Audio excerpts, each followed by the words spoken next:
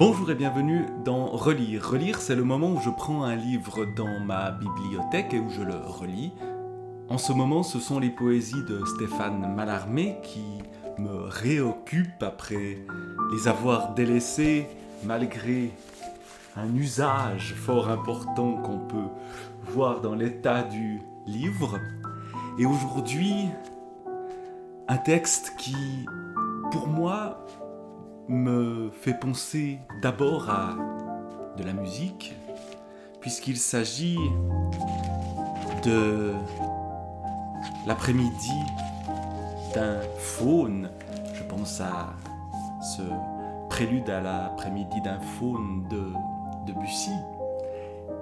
Et donc, voici le poème de Stéphane Mallarmé, qui est à l'origine de la musique de Debussy, qui est sous-titré Églogue. Je vais donc lire ce poème, peut-être m'arrêter pour le commenter, peut-être pas, simplement se laisser prendre par la musique, non pas de Debussy, ce que vous entendez en fond n'est pas de Debussy, mais par la musique des mots de Stéphane Mallarmé, parce que chez un poète comme lui, la musique est au cœur de la poésie. La poésie est essentiellement musique. L'après-midi d'un faune, églogue, le faune. Ces nymphes, je les veux perpétuer, si clairs. Leur incarnat léger, qu'ils voltigent dans l'air, assoupi de sommeil touffu. Aimais-je un rêve ?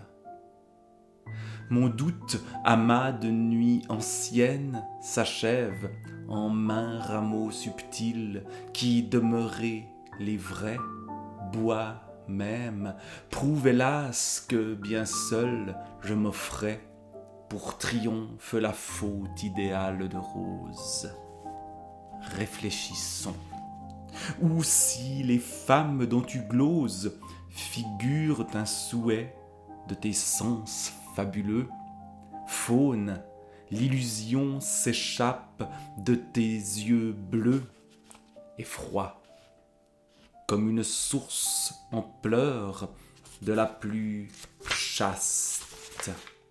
Mais l'autre tout soupir, dis-tu quel contraste, comme brise du jour chaude dans ta toison, que non, par l'immobile hélas pamoison, suffocant de chaleur le matin frais s'il lutte, ne murmure point d'eau que ne verse ma flûte au bosquet arrosé d'accords, et le seul vent hors des deux tuyaux prompt à s'exhaler avant qu'il disperse le son dans une pluie aride.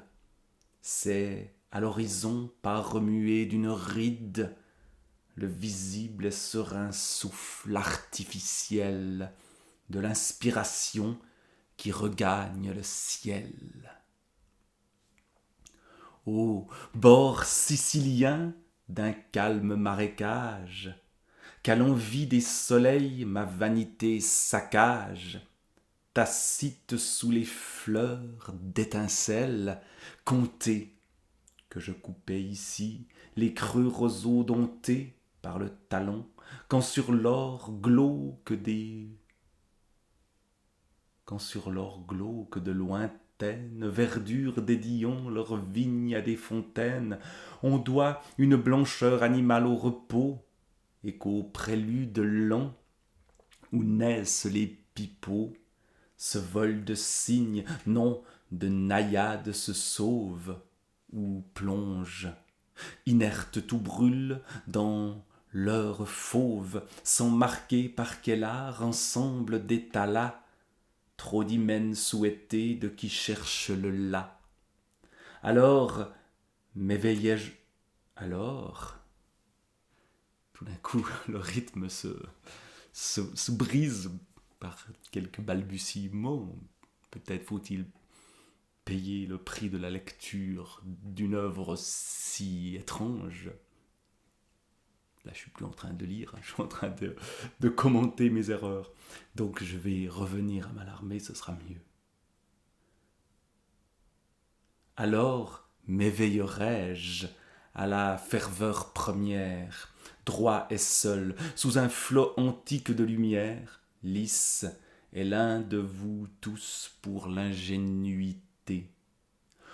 Autre que ce doux rien par leurs lèvres ébruitées, le baiser, qui tout bas des perfides assure, mon sein, vierge de preuve, atteste une morsure mystérieuse, due à quelque auguste don, mais baste, arcane, tel élu pour confident, le jonc vaste et jumeau dont sous l'azur on joue, qui, détournant à soi le trouble de la joue, rêve dans un solo long que nous amusions la beauté d'alentour par des confusions.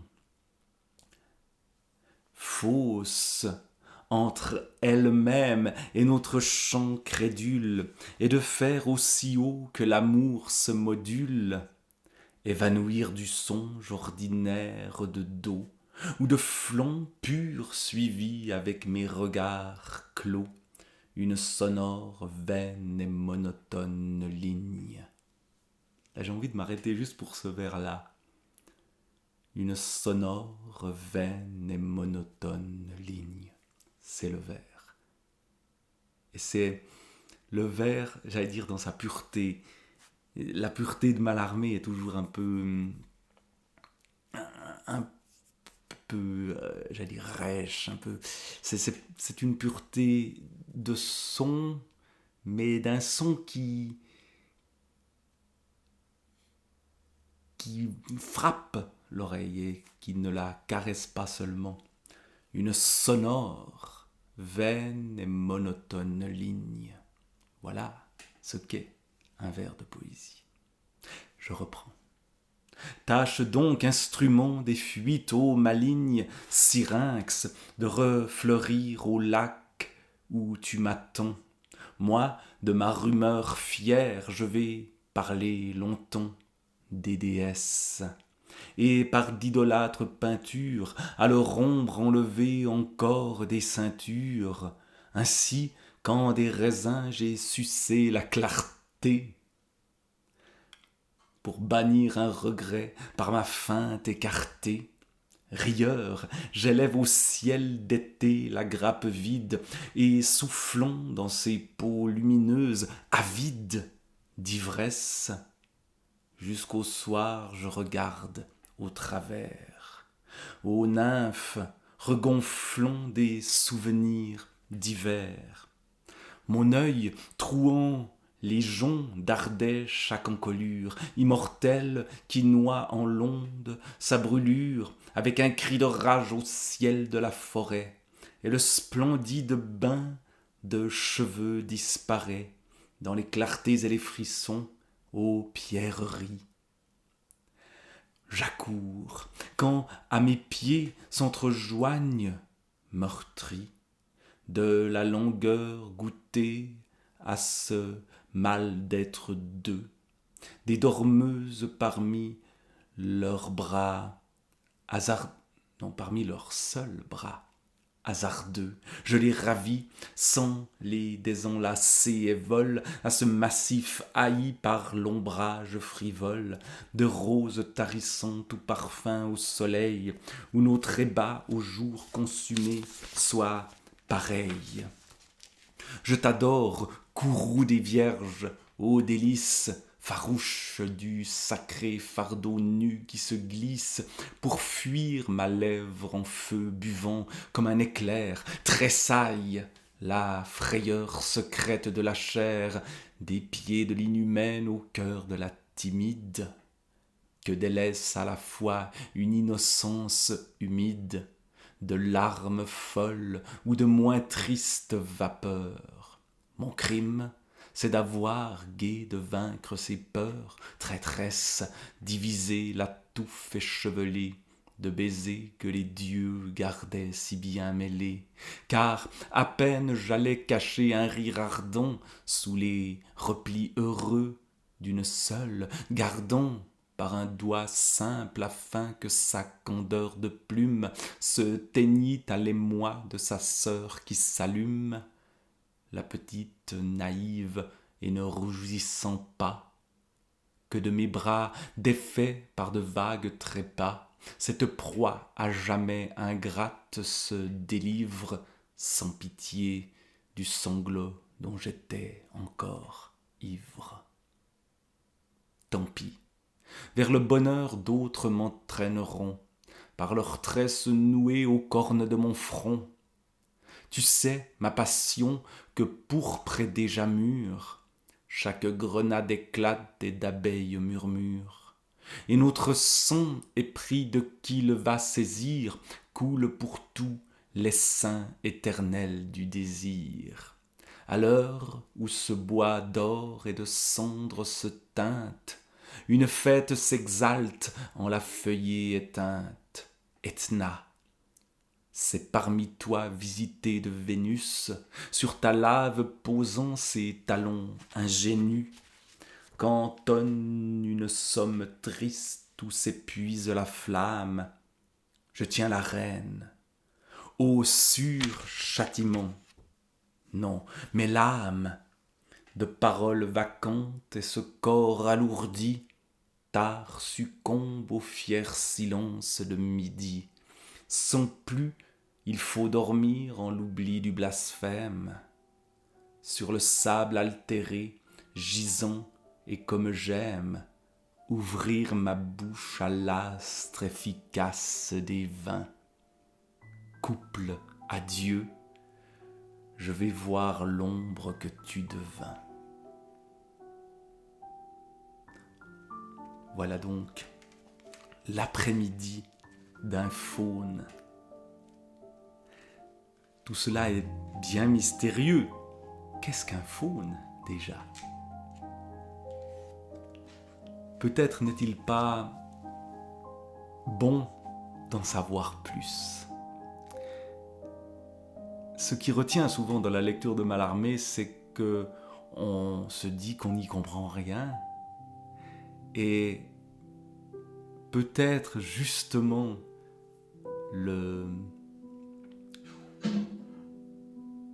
Tiens, voilà tout d'un coup un son qui vient interrompre ce que je disais.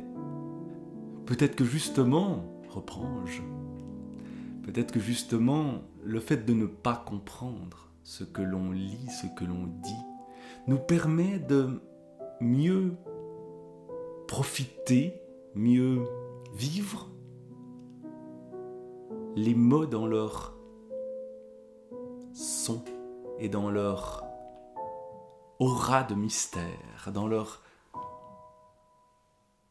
impressions. Il y a quelque chose de tout à fait impressionniste. On est dans cette époque-là avec Stéphane Mallarmé, et puis on imagine une sorte de rêve. D'ailleurs, le rêve est présent à certains endroits de ce texte. Il y a cette question: aimais-je un rêve ?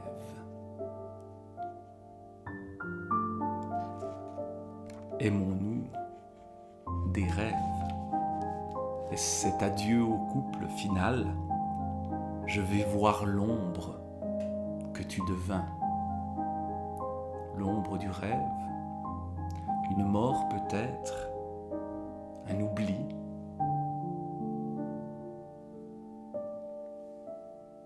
Laissons les questions ouvertes et refermons cependant les poésies de Mallarmé pour les rouvrir tout bientôt. Au revoir et à bientôt.